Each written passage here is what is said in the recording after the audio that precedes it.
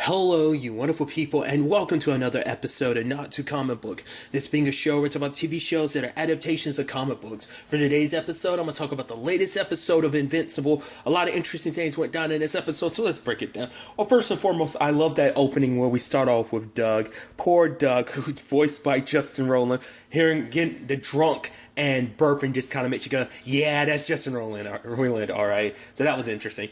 I love it's like, oh, aren't you like, isn't your dad like the dude who like raised all the prices on like that baby medicine that people needed? He was like, yeah, that was him. And it's like, so does one of you or maybe all of you want to go back and like have sex with me? And they're like, ew, no, gross. He's just obviously your typical drunk, spoiled brat. You actually kind of feel bad for him because then he gets kidnapped by DA Sinclair. And I love that initially it's like giving this big speech and stuff like that. Oh, you're the something on the end of it. Like basically you're kind of talking about him being kind of a waste of space essentially. And then he's like doing this grandiose gesture and stuff like that. And then like Doug being the douche that he is, he's like, nerd, you're just a nerd. I'm like, this dude's got you captured and you're up here chastising him. Not the smartest thing to do, but it turns out it's actually interesting. Like Sinclair's twisted thing is that basically humanity, anytime we want to do something that basically there's like a technological advancement that allows us to go further. It's like when you want to fly somewhere, we don't flap our wings, we get on a plane. You want to go somewhere, you don't just walk, you drive. So he's saying like we've always found an advancement. And for him, it's like humans, we need to evolve, we need to be adapted to wipe out our weaknesses. That all we need to be, basically humanity needs to be upgraded. And that seems to be his whole thing, is basically making humans perfect in his mind, and that's replacing them with machinery. It's like you kind of take away all that weakness and then humanity reaches its next step essentially. So that's kind of where we started at. But then the other angle to this episode is we pick up where last week's episode left off with Monster Girl, Black Samson, and Mark in terrible condition. Everybody's kind of doing all they can. You have Robot in particular helping Monster Girl, and that becomes the big thing later on. Why are you going above and beyond for her? For him, it's like, oh yeah, I care about humans. He's like, and Black Samson's like, it didn't seem like you gave a shit about me, but for whatever reason you care about her. And that's what I'm wondering. Like, that's sort of, he's saying like he's programmed to like care about humans, but part of me it's like, is it because she's a means to an end, like whatever her curse is or her circumstances, it's what you need? Or is it that, because I was wondering, like, maybe he was a human before he was a robot. Just, no one knows that. So maybe, I don't know. So that's why I'm like, is the body he's growing, is it a body for himself so he can be human again? Or is he trying to help Monster Girl by building a new body so that it could be hers, so that she could leave her cursed body behind? Is it something like that? I don't know.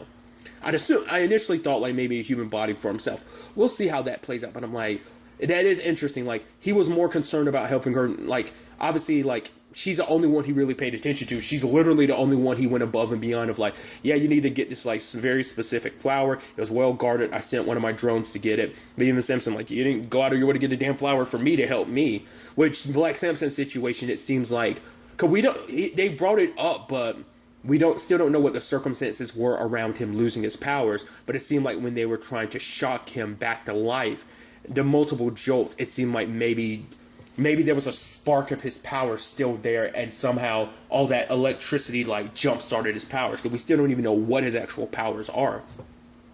Yeah, she talks about like, yeah, I actually kind of feel good like prior to when I lost my ability. So we'll see where things kind of go on that front. But he's obviously unaware of what's going on his circumstances. Then you have Mark, who's been knocked out for 6 days. Eve covered for him by being like, yo, I told Amber you got hit by a bus, so now, you know, and I think this is that interesting point in the story where Mark is at a low point, because for him, he blames himself. It's like, once again, he got so cocky, he thought he could handle things. Now, whether it's Titan's betrayal, I don't know. Like, he knows Titan kind of abandoned him and left him, but he doesn't know that Titan took advantage of Machine Head's absence and now is kind of the reigning power. I don't know if Mark knows that or he's been filled in that time frame.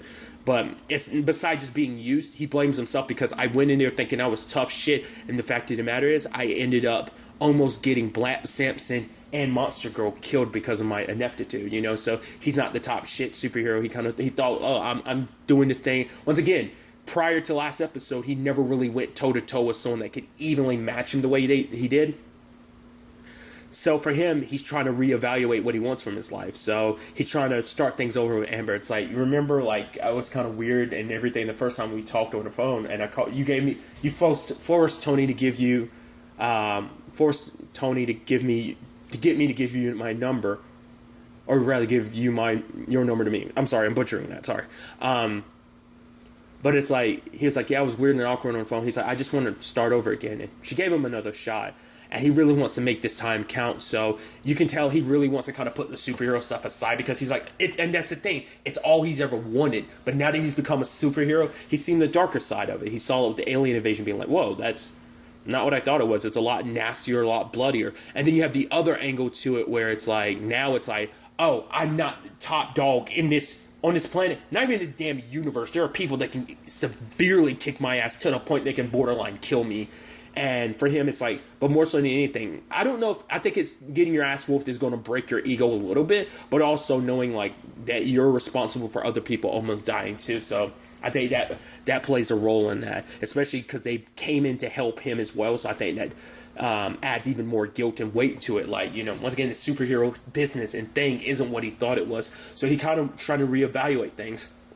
And I think that's the interesting flip to everything. Like, whereas he's wanting to kind of give up on the superhero thing for a bit, Eve wants to lean into it, but in a different direction. Like, we don't just need an alien invasion for us to save the day. I can, people are starving. There's a lot of, like, things I can use my powers to do. And we see her do that. And I think that's the interesting thing. We cut back and forth of, like, Mark struggling during his day, which we'll get to there soon enough. But you have Eve kind of successfully saving lives, like, helping people grow crops, stopping the spread of wildfires. Like, she's able to do a lot. She feels, successful with it. I think it made her feel like, yes, this is the right path, because she decided, yeah, I'm probably not going to go to college, which those conversations, not too happy. Her mom is very down the middle on it, whereas like her dad is super, if you're not going to give up this superhero stuff, because it's like, I don't want you to get killed. He's like, the worst day of my life is the day you got powers. Now, it's a complicated thing of, he's saying it in a very asshole-ish way, but you do see where he's coming from, that it is a place of concern of like, I don't want you to get hurt or worse, killed, but it is the thing that he's barking orders at her, and rather than just having actual calm, collected conversation, he's yelling at her. So she's a teenager. It's going to push them away, which that's going to be something we get to soon enough. But it's this. I think that also hurt. She said that hurt more than I thought it would, because her powers are a part of herself. So him being like, the moment you got powers, I was scared. It's like, yeah, but those powers are a part of me. So that means there's a part of me you've never accepted, you've never liked, and that's got to hurt, that a parent can't accept you and love you for all that you are. So she just kind of leaves, ended up kind of creating her own, essentially a badass treehouse to kind of kick it and be like her home base. So, like I said, we're seeing things kind of succeed on her front. But I brought up teenagers being rebellious is obviously the conversation between Nolan and Cecil, where it's like, oh, so have you talked to Dark Blood? It's like, yeah, well, we got him locked up, because it's like, right, Cecil doesn't want to play his hand, because Nolan still thinks Dark Blood is still at play, even though he's not. And he got sent back to hell, 2 episodes ago? Yeah, 2 episodes ago. So, but because obviously Cecil wants Nolan to think, oh, we still questioning Dark Blood. We got him where we want him. But it's like, I don't know if he's the one responsible for this. I mean, what's his motive for it? Well, he's a demon. That's kind of all the motive you need, is kind of what Nolan's kind of pushing for. But it's like, at least this way, Nolan's in the dark, and I think he's just waiting for, it's like, for one, he's biding enough time till they can find out a way how to kill Nolan, because it's going to ultimately have to come down to that. He already knows that. But it also comes down to the fact is that Nolan won't see anything coming if he thinks that Dark Blood is still he can point things towards Dark Blood, like his frame job of him like worked. Obviously it didn't. Cecil knows Nolan's behind this, but he needs to buy enough time so they can find a way to deal with him. But it's like, oh, did your son know he was going up against Machine Head? Yes, against my advice. And it was like, he was kind of getting angry about it. And Cecil was like, oh, so is that not a thing on your planet? And he's like, no, like kids not listening to their parents. And and Cecil walks away. He's like, that's actually kind of reassuring. And Nolan squeezes is clenching his fist. And I guess that furthermore proves Nolan's not 100% sure what's going to happen when the time comes. Whatever his whole thing is, whether it is his planet coming to invade Earth or whatever the case may be. He doesn't know that Mark's going to be on his side. If Mark is not going to listen to what he says, but it's also it's yes, but your son's half human, and not listening to their parents is a human thing to do. So that also shows Cecil okay, so when the time comes, Mark could be a key factor in us taking you down.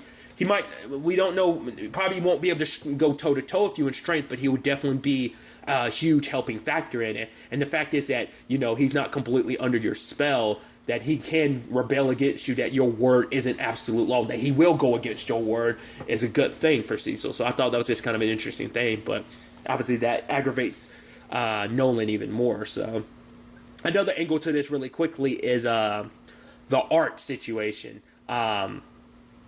Obviously, Debbie's still keeping it close to the vest, what she knows, but she's kind of very short toward Nolan. It's oh, you got to put the work on, right? You got things to do, and he's kind of suspicious, and he goes, checks on the uniform, and I think she had replaced it with a different one, and he was, he's so I didn't know if he knew for sure that she had found it or whether someone else had, whatever the case may be. She takes it to Art, and he's able to find all these little pieces all over the suit, whether it's scorch marks from, the red... their speedster, the Red Rush, wasn't it? Yeah, had super fast attacks. War Woman, her armor, Dark Wings, throwing weapons. So it's there was evidence all over the place, and it's Debbie trying to justify. Maybe they attacked him first. Maybe that's what happened, and it was these blood marks. I'm showing you all the blood, and going from oldest to newest, and on the blood on his hands, it's this is the oldest blood. Nolan struck first, and now it's a thing of don't tell anyone, not Cecil, not anyone. And Art's I'm too scared to tell anybody. And then Nolan's nearby listening in, and he do we know for does he have he has super hearing, doesn't he? I think he does. Has that even come up that he has super hearing? Or was he just following Debbie there and he doesn't know for sure? But obviously it's oh, cracking beers, laughing, oh, Art, why are you sweating? It's and just kind of conversations about oh yeah, don't mess with the tailor and stuff like that. And it's and then he hands an Art a beer and stuff, and it's I was halfway expecting, and that's the menacing thing about him. It's you're almost halfway expecting him to have killed Art. Now, we don't know. Cut away, could have easily done it, and we just don't know it. We'll probably find out the moment Debbie goes to try and visit Art again, and it's wait, I don't know. Maybe Nolan feels if he does that, it's going to draw too much attention. So it's I've got to let him live for now because I can't confirm their suspicions because he doesn't know that they know, but he's suspicious that they might know. We'll see. Obviously, Debbie confronts him at the end of the episode being I know what you did. Screw you. Fuck you. No, not screw you. Fuck you, Nolan. Why'd you do it? And he's you're drunk. And she kind of leaves. And he kind of, he punches a hole in the wall because it's everything's falling apart. He wanted this life to kind of stay. I guess he was hoping that he could have it all. He could keep this life plus do whatever it is that he was actually sent to this planet to do. I think he wanted it all, but it's all falling apart and it's way ahead of schedule. He's probably hoping that he have enough time to sway both Mark, maybe Debbie. We don't know what Debbie's role was going to be in whatever his plans are. We know Mark is supposed to be a part of it, but Debbie's a human. We don't know if he would have, what it would be oh, we're going to enslave this planet, including humans. But Debbie, you're my wife. You're the mother of my child, so you would have had special privileges type of thing. Or maybe humans would have just gotten wiped out. Once again, we're still so much in the dark about what Nolan's up to. I love that William has decided that he wants to check out a specific college because of a dude named Rick, and it's yeah, I told you we had our thing last summer or something like that, so I wanted to meet up with him. And Mark decides that he wants to invite Amber because for him it's hey, this could be a fresh start. Because for him seeing that college life, it's hey, maybe maybe instead of being a superhero, maybe I should just live my life as a regular teenager. So they go there, and I love Debbie being no drinking, no drugs, and no sex, and Mark sinks in his car. Ugh. And I loved that the entire drive there, just Williams going on and on and on about Rick. And I love the whole situation of earlier, you had Mark being oh, the guy you're obsessed with. He's I wouldn't call it obsessed. It's you kind of are. And he's so excited to run into Rick and everything. And honestly, their time there was actually pretty dope. They enjoyed it. Spending a lot of, William and Rick got to spend a lot of quality time, but so did Mark. And Amber, but even to the point that he was saying like, hey, I want this for my life. I want us to go to this college together. He's like, yeah, I got to work on my grades, sure, but it's like, because he was like, I think, and she's like, well, if you say you think, you kind of remove 90% of the emotion. He's like, no, this is what I want, you know. She agrees, but then trouble ensues as a robot man attacks, and during the confusion and all, William's about to be attacked because he's defending Rick, and Mark suits up as Invincible and ends up, you know, saving the day. And then looking at him, William's like, Mark, and he's like, run, and they go toe to toe. Dude, that shit, like flying him in the air and like zipping as he dashes back and like hits him, that was pretty sick. But what I thought was so interesting too is like, this thing it's not like somehow this thing was able to evenly match Mark, if not even surpass him. So part of me was wondering, is Mark in a lot worse condition than he thinks? Like, I wonder, like, obviously their blood has something to do with it. Like, it's not being indestructible, but part of me wonders, like, did he not give himself enough time to recover so he's not at full strength? Like, did losing a lot of that blood until that blood gets replenished in his body, like, is he actually only at a fraction of his full strength or something? Because it was interesting that it was kind of still a one-sided fight like that, in the sense that, like, this creature had the upper hand. And then we kind of find out, sadly, it's Doug. I thought it was kind of interesting that they didn't make that be the storyline element, that Mark realized. I was like, wait, that's the robot I fought earlier. I saw its mask come off, and he didn't put two and two together. It's a thing. It's a board that they walk by. You see twice in the episode. There's another missing dude, and then there's Doug's picture. But at the end of the day, the creature, Doug, sees what he is and ends up going mad and ends up killing itself.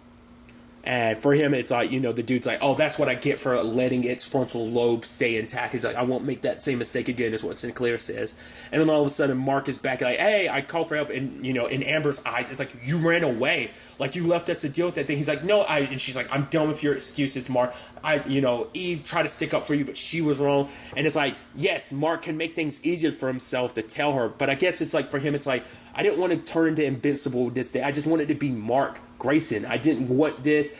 And it's like he's had plenty of opportunity to tell her, but I'm still wondering why. Because maybe on some level he knows it can't work out, but he's just so adherent to trying to make it work that, you know, he's afraid that if he tells her the truth, everything changes. That's why I'm like, why don't you tell her the truth? I mean, to be fair, you didn't tell your best friend the truth either, which he was upset. He was like, I can't believe, you're a superhero. How long have you been a superhero? A couple months? 6 months? And, oh my God, why didn't you tell me? How could you not tell me? It's like, can you take me flying? He's like, no. It's like, either you take me flying or tell everyone you're invincible. And he takes him flying. He's like, oh, okay. I love that he just grabs him. He's so annoyed, dashes him around, then brings it back.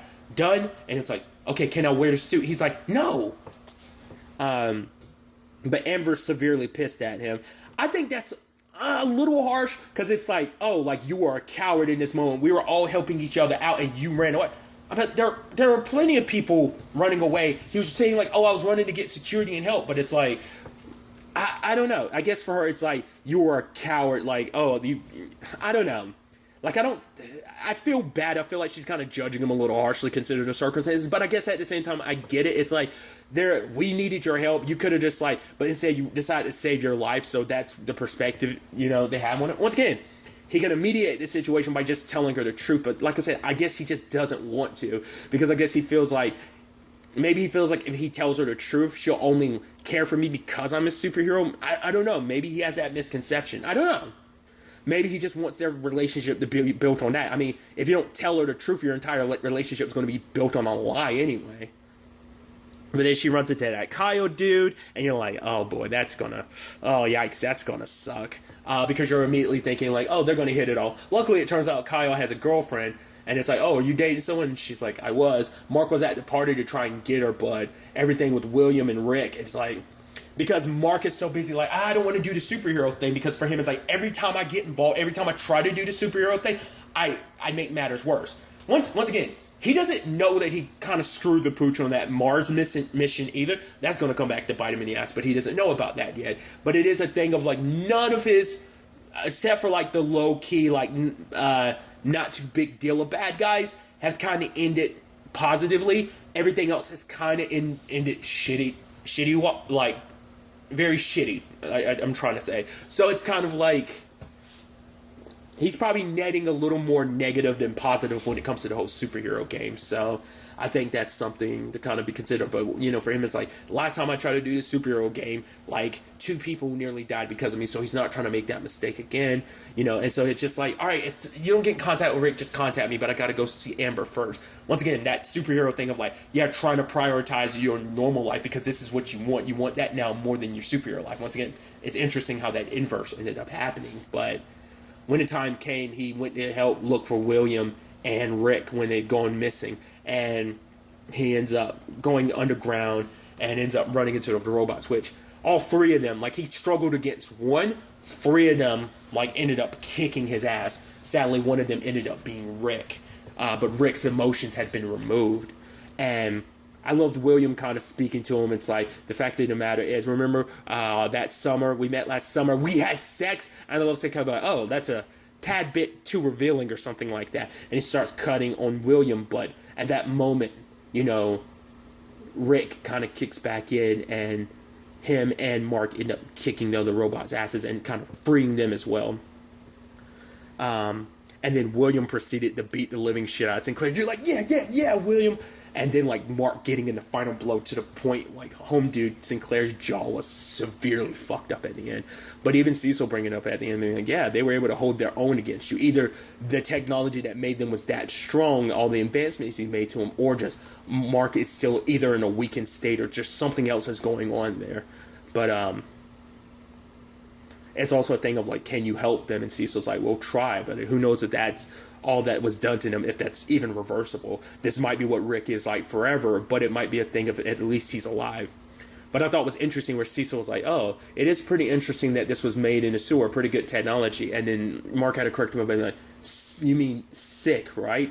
And so I'm like, yeah, it's a situation where it's like, yeah, it might have been deplorable means, but this is good technology. Can't let it go to waste. So I can definitely see Cecil trying to take advantage of that and them using it at the agency. But we'll see if that ends up being the case. But sadly, at the end of it all, there's still no clearing the bad will between him and Amber. He goes in there, but she's laying down, but Mark kind of backs away, and Amber just lays in the bed, because I think there was a part of her that was hoping, hey, come chase me, like, you know, I think someone, like, sometimes it's a situation that, it's the complicated thing of when knowing to go after someone, you know, to try and make things right, or just to give them space. But at the same time, it's like she's giving him chances over and over and over again, but he's made excuses over and over again. So it's going to be interesting to see what he does. Obviously, this wasn't the great trip that they thought it would be. You know, for William, obviously, he's devastated at the end what happened to Rick. So we'll see where things kind of take us going forward on that front. You have Robot with the Molar twins, the whole raising that, cloning that human body, accelerating things, and it's like, all right, I'll give you whatever schematics he's planning to give them, but only if you hold up your end of the bargain. And it's like they're trying to get some insurance policies. I guess what that necessarily entails, I don't know, because we see them at the end, and I like there's that kid, Matt. I was like, yo, that's so interesting, because he's like, yeah, my stepdad would get in trouble for this. His stepdad's the dude that who's voiced by John Hamm in the first 2 episodes. He's the guy that worked at the White House, because he's at the beginning of the 2nd episode too. I like that we're kind of bringing them back. I'm like, oh, that's interesting. But basically, it's like, yeah, if we pour Snap into Immortal's skull, we'll get powers. I'm like, that's super jacked up. It's like, yeah, it's just a rumor. It's like, yeah, I read it on Reddit. Yeah, because Reddit's the best source for information about rituals of drinking booze out of a dead superhero skull so you can get powers. Sure thing, buddy. To be fair, it's a world of superheroes. Who knows? It might actually work for all we know. You don't know this. I mean, how Monster Girl's powers came about from a curse. I mean, you can't say anything in its universe, so. But we see the Molar twins being there like, oh, better not believe everything you read, kids. So whether those kids are going to be held hostage and, you know, keep it as insurance policy in that regard, it's like, hey, if you don't do what we say, Robot, you kind of screw us over in this, we kill these kids. So we'll see how things kind of work on that front. A lot of interesting things. Only 2 episodes left. I'm really, really interested to ultimately see where all of this ends up taking us going forward into the next episode. But really, that's all I want to talk about. Till the next time we meet, be happy, be safe, live life to the fullest, and enjoy it. Good day, and goodbye.